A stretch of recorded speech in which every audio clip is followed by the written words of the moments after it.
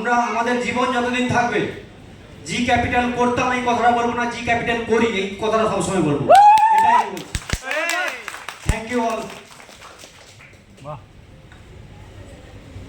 নমস্কার, আপনারা সবাই জি ক্যাপিটালের সমস্ত মেম্বার, সব অ্যাচিভ মেম্বার আছেন। আমি বেশি কিছু বলবো না, শুধু একটাই কথা বলবো, প্রত্যেকের কাছে আমাদের এমডি সাহেব রয়েছেন।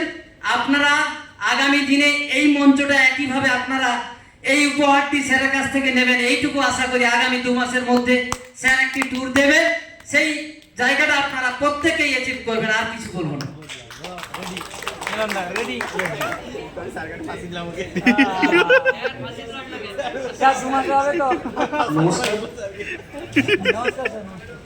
একটাই কথা বলবো, এখন অনেকটা রাত হয়ে গেছে, স্যার কিছু বক্তব্য রাখবেন।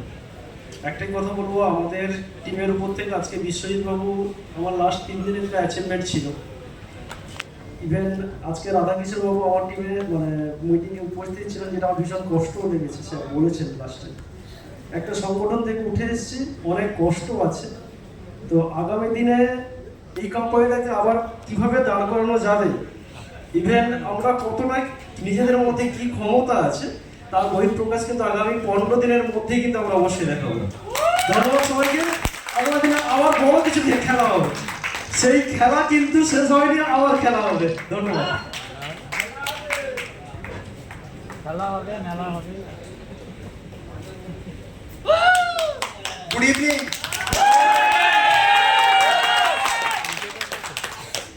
আজকে এই যে অ্যাচিভমেন্টটা যেটা আমরা করেছি তার জন্য শুধু নিজে প্রত্যেকের জন্য থ্যাংক ইউ, কারণ আজকে স্যারকে সমস্ত যে সিস্টেম তৈরি করেছেন ওনার জন্য অসংখ্য ধন্যবাদ। কারণ এই সিস্টেমটা যদি আমরা না পেতাম তাহলে কিন্তু আজকে আমরা এই জায়গাটা পৌঁছতে পারতাম না, কি তাই তো?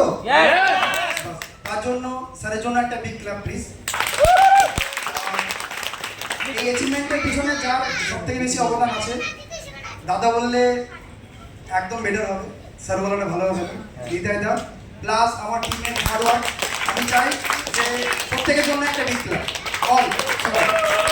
তো আমি চাইছি এই অ্যাচিভমেন্টটা, আজকে যে গাড়িটা অ্যাচিভ হয়েছে সেটা আমার প্রাপ্য নয়, সেটা সবার তোমাদের প্রত্যেকের প্রাপ্য।